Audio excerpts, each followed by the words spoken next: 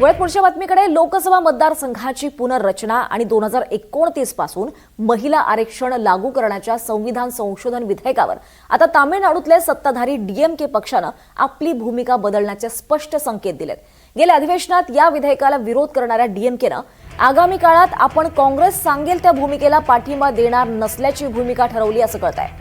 केंद्र सरकारनं प्रत्येक राज्याच्या लोकसभा जागांमध्ये 50% वाढ केली जाईल असं लेखी आश्वासन देण्याची तयारी दर्शवल्यानं डीएमकेनं आपली भूमिका बदलली असावी असा अंदाज आहे। या नव्या राजकीय घडामोडींमागे काँग्रेस आणि डीएमके मधले वाढते तणाव हे मुख्य कारण मानलं जात आहे।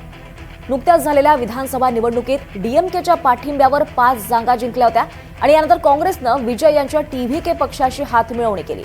त्यामुळे डीएमके अत्यंत नाराज झाली आहे। काँग्रेसनंच इंडिया आघाडी उद्ध्वस्त केल्याचा आरोप त्यांच्या पक्षाच्या नेत्यांनीच केल्याची माहिती मिळते आहे। दरम्यान काँग्रेसचा मित्र पक्षांचा विश्वासघात करण्याचा इतिहास जुना आहे। 1997 मध्येही त्यांनी असंच सरकार पाडल्याची आठवण डीएमकेच्या नेत्यांनी करून दिली आहे।